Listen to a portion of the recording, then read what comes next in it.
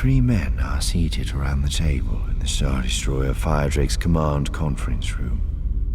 The room itself is a duplicate of the Chimera's conference room, though the Fire Drake's table and chairs are newer and somewhat more elaborate. "Ah, Grand Admiral Thrawn," Tarkin said in greeting.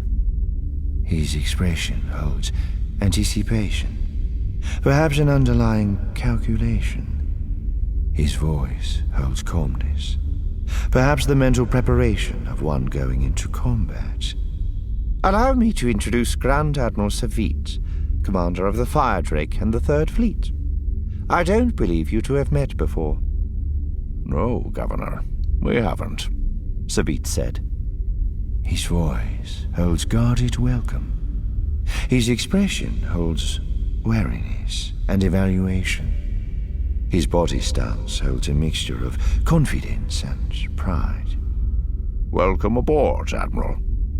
"You may have heard of Admiral Savit through his family's music programs on Coruscant," Tarkin said. The calculation in his voice increases. The tone holds warning, perhaps a heightened political awareness of the strong cultural position of Savit's family. "So I have. I would very much like to attend one of your performances someday." "You'd certainly be welcome," Savit said. His voice holds pride and a hint of smugness, reflecting his own awareness of his family status. "And this?" The stiffness in Tarkin's voice increases, perhaps accompanied by heightened combat awareness. His expression holds reserve, perhaps antagonism. "Is Director Orson Krennic?" "Admiral?" Krennic's voice holds perhaps caution. His expression holds perhaps unfriendliness. His body stance holds perhaps anger, perhaps defiance. "I understand you wish to take funding away from my Stardust project." Not at all. I wish only to preserve the funding I was already promised. "By the Emperor himself, I might add," Tarkin said. He looks at Krennic for half a second, his eyes unblinking, then touches a switch on the console before him. There is a stiffness to his touch, perhaps holding combat readiness. "Now that we're all assembled, I shall alert him that we're ready to proceed." There is a pause of 11 seconds. No one speaks. Tarkin's eyes remain fixed on Krennic. Krennic's eyes shift between Thrawn and Tarkin. Savit's eyes remain on the table's holopad, his expression holding watchful calm. The holopad lights up, and an image of the Emperor appears above it. "Good day, Governor Tarkin," he said. His voice holds anticipation and interest. The shaky image renders his expression, currently in profile, unreadable. "Director Krennic, Grand Admiral Savit, Grand Admiral Thrawn." "Good day, Your Majesty," Tarkin said. He inclines his head in greeting and perhaps respect. The others do the same. Krennic's expression includes a small smile, perhaps holding confidence. "As you know, Project Stardust has run into a small problem, which I thought should be presented to you." "Indeed." The Emperor's face turns to Krennic. The corners of his mouth turn downward. "I was under the impression that Stardust was proceeding at a satisfactory pace." "The project itself is, Your Majesty," Krennic said. His voice continues to hold confidence. "The problem is merely in the supply chain, and I assure you it's under control." "Is it? Governor Tarkin seems to believe differently." "Indeed, Your Majesty," Tarkin said. His expression does not change, but there is a loosening of facial muscles that perhaps indicates a hidden desire to smile. And as Director Krennic seems unwilling or unable to face the problem, I've invited Grand Admiral Thrawn here for consultation. So I see, the Emperor said. The image turns, a small smile touching his lips. And what, pray tell, does Grand Admiral Thrawn think of this situation? Actually, Your Majesty, I have not had an opportunity to bring the Admiral up to speed, Tarkin said. With the extreme security surrounding Stardust, I deemed it prudent to keep any such details off the HoloNet. Very wise, Governor Tarkin. Perhaps Director Krennic, you would be kind enough to explain your reading of the situation. The corners of his mouth again turned down. For both our benefits. The muscles in Krennic's throat tightened briefly. As I said, Your Majesty, the situation is under control. We're merely having a few problems with Minox at the equipment transfer point. Grolloks, Tarkin murmured. Grolloks are simply a cousin species to Minox, Krennic countered.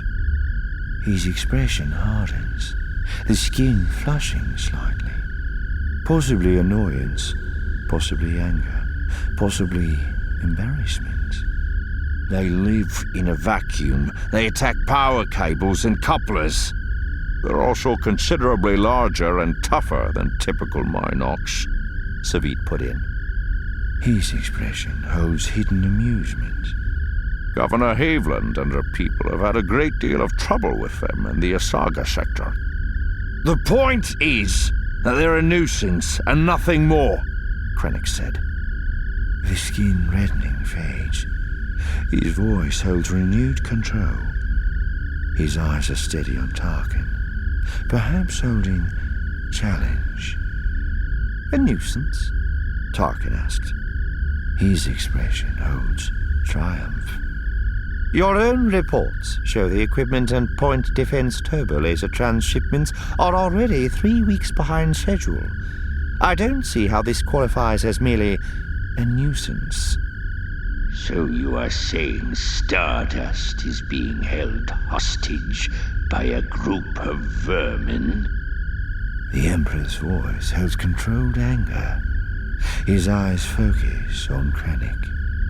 I assure Your Majesty that the problem is under control. Krennic's voice holds fresh caution, but the confidence remains intact.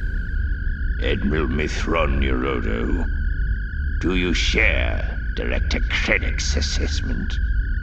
A delay of 3 weeks seems more than simply a nuisance, but I have duties to attend to on Lothal. We all have duties, Admiral, Tarkin said. But Governor Price has the bulk of your force available to maintain order. Surely you can spare some time to deal with this problem? It appears that Admiral Savit has more information and experience with these creatures than I do. He would be better able to find a solution. Admiral Savit also has other duties, Tarkin said. Furthermore, he lacks your tactical and problem-solving capabilities. Capabilities of which, I dare say, Director Krennic should already have been cognizant. I tire of this bickering. You, Governor, were the one who arranged this meeting. What precisely was your intent? Tarkin's eyes are steady. His face again holding triumph. Director Krennic has suggested to Your Majesty that the funds earmarked for the TIE Defender program be transferred to Stardust. I propose that this delay in Stardust equipment shipments not only threatens the project's timetable, but also squanders funds that could and should be utilized elsewhere. So you propose a trade? His voice holds anticipation. I do, Your Majesty, Tarkin said. I propose that if Admiral Thrawn is able to solve this problem and destroy the Gralix, the necessary funds be restored to his Defender program. Director Krennic? The Emperor invited. Krennic is silent a full second. I would be willing, he said at last. His face is under careful control. His eyes are wary, as if watching a stalking animal. if Admiral Thrawn can destroy them within the next week. That's hardly fair, Savid objected. His expression and voice hold contempt. As I said, Governor Haviland has been dealing with these things for years. If Admiral Thrawn can't solve it in that time, he's of no use to us, Krennic countered. It will also, I dare say, bring his so-called problem-solving capabilities into serious question. Admiral Mithron, Yerodo, I give you the decision. I accept Governor Tarkin's proposal. I further accept Director Krennic's conditions. Very well. The corners of his mouth turn up in a satisfied smile.